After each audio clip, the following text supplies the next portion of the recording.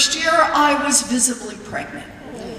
And the principal did what principals did in those days. He wished me luck and hired someone else for the job. Yep. So there I am. I'm at home. I can't get a job. I got a baby. What am I going to do? I got to do something, right? I got to do something. So I decide I'll go to law school.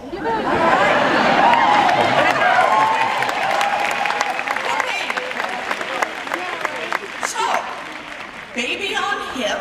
By this time we're living in New Jersey. I head off to we got everybody here. I head off to a public law school. Back then, cost $450 a semester. Woo-hoo. And graduate visibly pregnant. You will discover a pattern to these stories. Took the bar and practiced law for 45 minutes. And then went back to my first love, teaching. I traded little folks for much taller folks, but always in teaching. Oh, and also traded out husbands, and that's how I ended up with hers.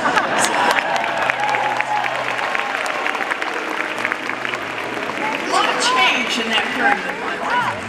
But that's how I've spent most all my life, is teaching in law school.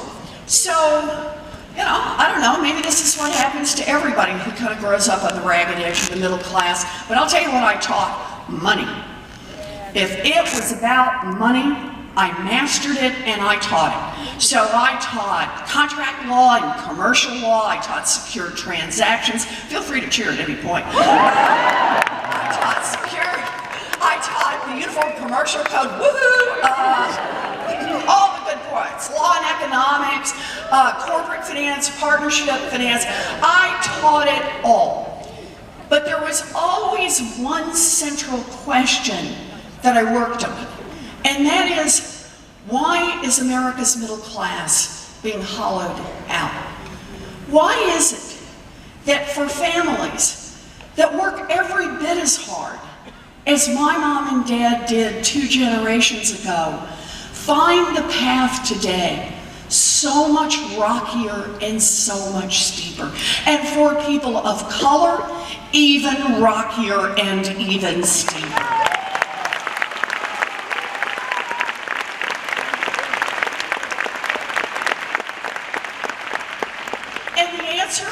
Is just like the answer around minimum wage.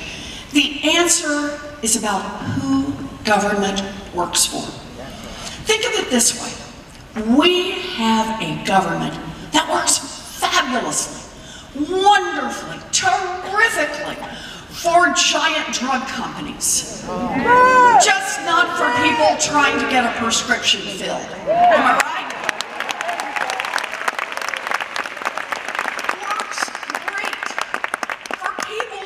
To invest in private prisons and private detention centers, just not for the people whose lives are torn apart by those institutions.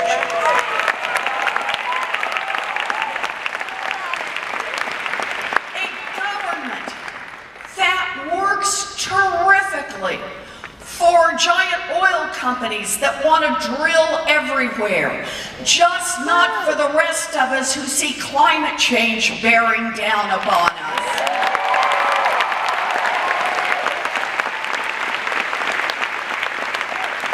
And here's the thing.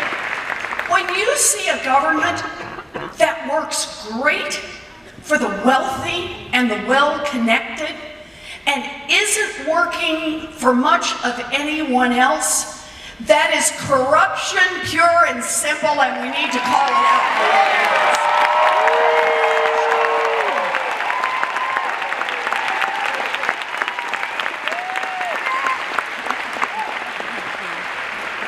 Corruption. And think of it this way.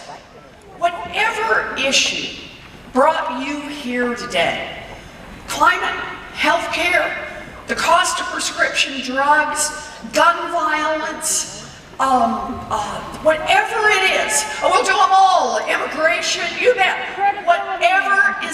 issue that brought you here today, if there is a decision to be made in Washington, it has been touched by money.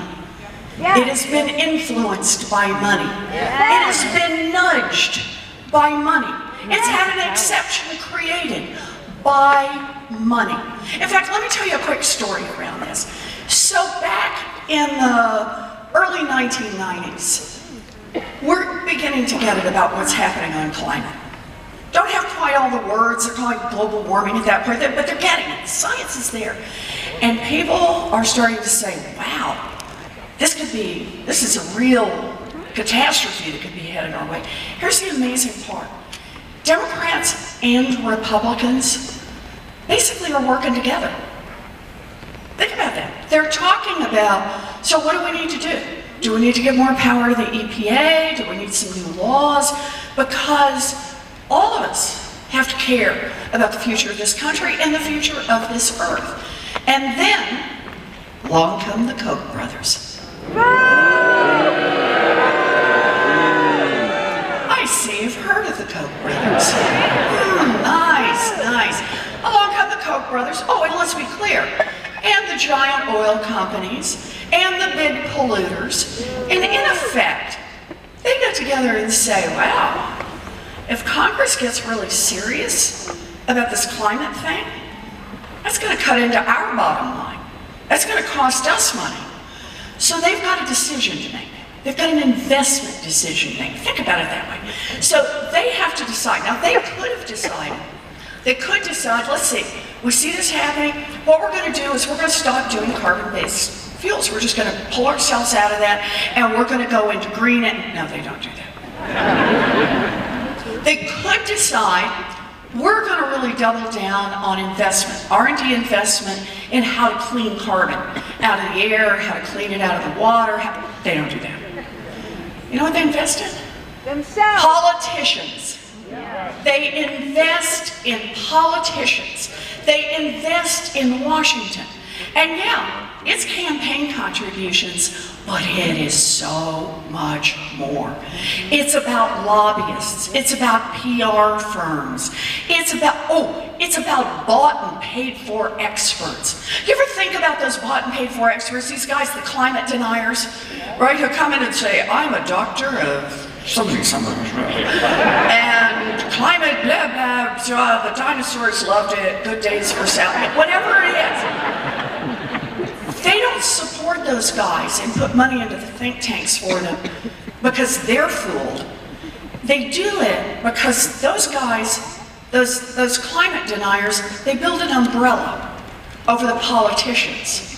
So the politicians can stand under it and continue to take Koch brother money, big oil money, big polluter money, and say, oh, I don't know, I'm not a scientist.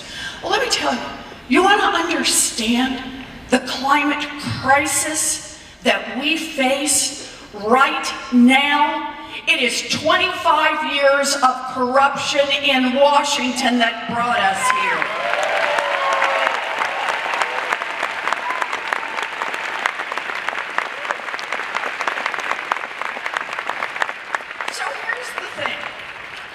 Corruption is felt everywhere. If we are going to make change in this country, it can't be one statute over here, a couple of little regulations over there, maybe one more piece over here. What we've got to have in this country is big structural change.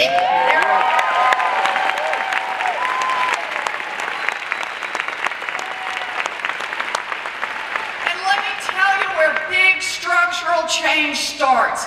It starts by attacking corruption head on. You ready?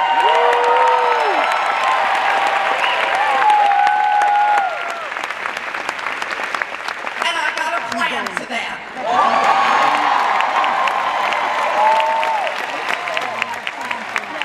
In fact, here's the good news. I have the biggest anti-corruption plan since Watergate. Yay! Here's the bad news. We need the biggest anti-corruption plan since Watergate. Okay, So this thing is big because money is felt in lots of places around Washington. So let me just give you a little sample out of this plan.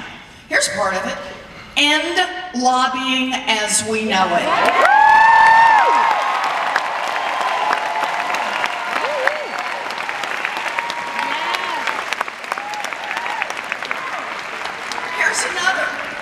Block the revolving door between Wall Street and Washington.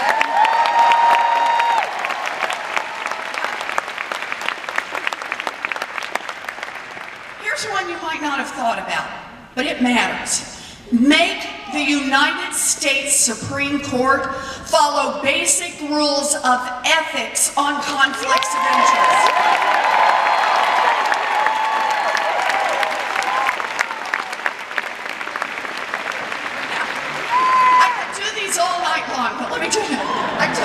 But let me do just one more, and that is anyone who wants to run for federal office, underline anyone, has to put their tax returns on.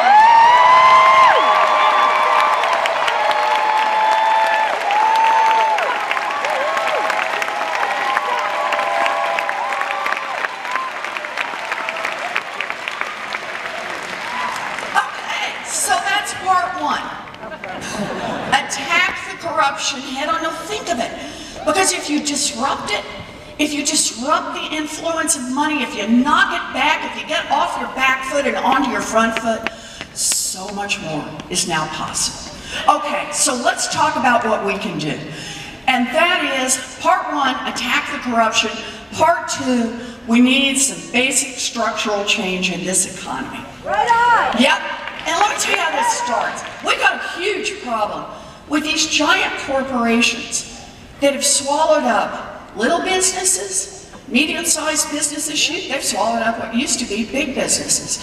And the problem is they are so big. They run over their own employees. They run over their customers. They run over the communities where they are. Shoot, they call the tune in Washington. That's how much power they have. So, what do we do about that? Well, part one, I say it's time to break them up. Let's enforce the antitrust laws.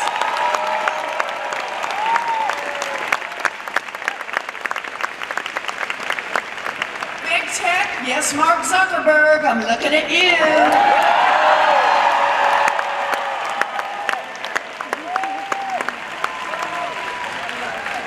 Big ag, I mean, we can just keep doing this. But the point is, we got to start by having the courage to enforce our antitrust laws. We got to give little businesses a chance. That's a key part of it, but here's the other part. I think of this in structural terms, and that means we got to have some balance in the system. We can't have all the power in the corporations. We need more power in the hands of workers, make it easier to join a union, and give unions more power when they negotiate.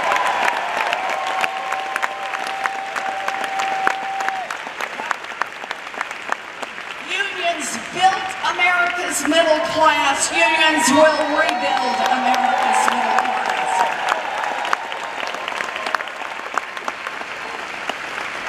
So that's how we make structural change. Let me give you one more idea for making structural change.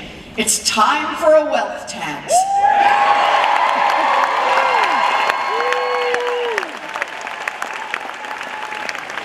And Mark Zuckerberg, I'm still looking at you. All right, so here's the idea behind the wealth tax. Just so everybody gets this, your first $50 million is free and clear. Oh, thanks. I see people say, oh, you're in, you're good, okay. Yeah, people say, okay, I can do business with this woman. She's reasonable, okay. First 50 million free and clear, but your 50 millionth and first dollar, you gotta pitch in 2 cents. And 2 cents on every dollar after that. And just so everybody understands about a wealth tax, anybody in here own a home? Or grow up in a family that owned a home? Yeah. You've been paying a wealth tax.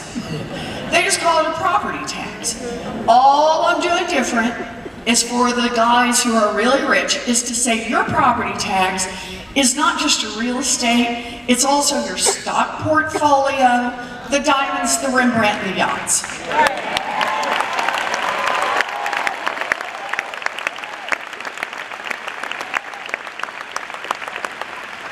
And here's the thing. I want us to do this. I want you to think about this a minute. I'm not pushing a wealth tax because I'm cranky. Or punitive, or mean, oh, poor billionaires. It's none of that. You know, people who've built great fortunes and understand that 50 million threshold on assets, that is the top 1/10 of 1%. It's about 70,000 families in this country. That's all we're talking about, 1/10 of 1%. You built a great fortune in America, and you know, they say, well, I got out there, you know, I worked hard, I stayed up late at night, unlike anybody else, you know, but okay. You had a great idea, you caught the moment, good for you, good for you. But if you built a great fortune here in America, I guarantee you built it at least in part using workers all of us help pay to educate.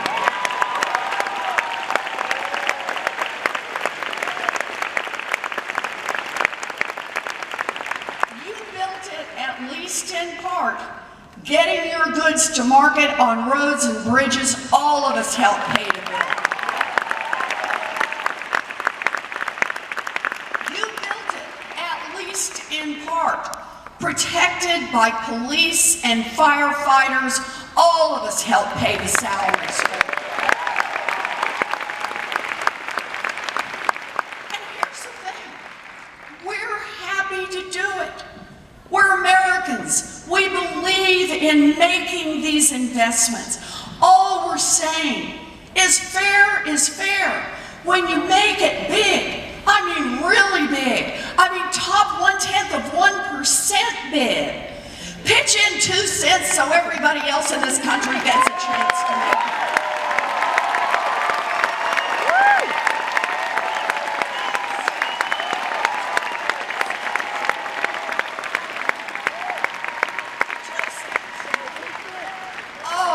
Here comes the fun part.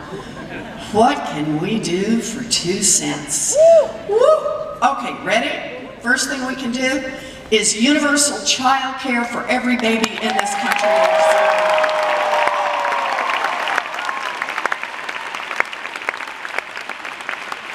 Universal pre-K for every 3-year-old and 4-year-old in America.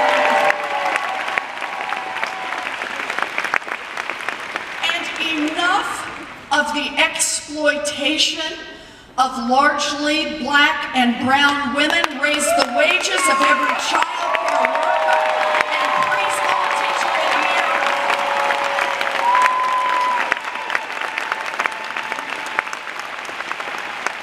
2 cents. We can do all of that, and I'm not through yet.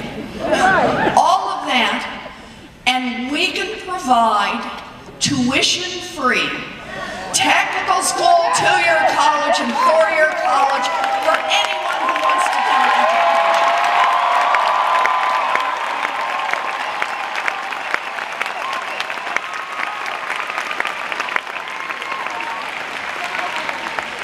We can expand our Pell Grants so that low-income students have a real chance to get an education.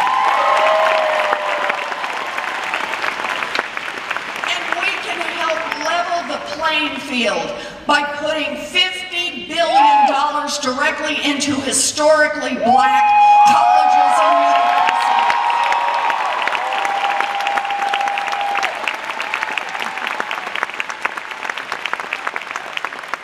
We can do all 2 cents. We can do all of that, plus we can cancel student loan debt for 9 years.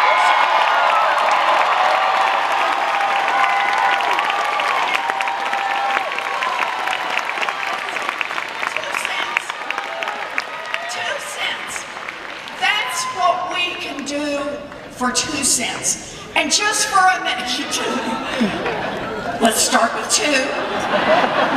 Let's start with 2, but 2 cents. And we can make an investment in an entire generation. All right, so that's part 2, structural change. Just a couple of structural pieces in this economy. Part 3, we need to protect our democracy.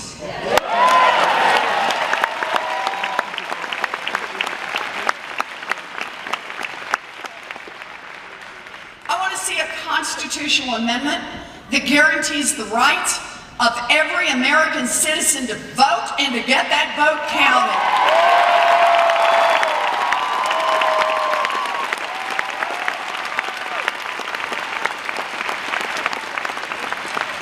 And here's one we can do through federal law. Let's outlaw political gerrymandering.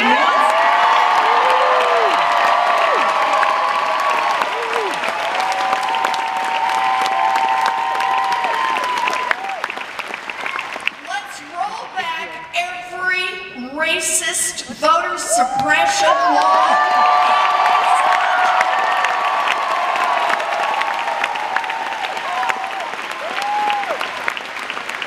And just one more. Overturn Citizens United.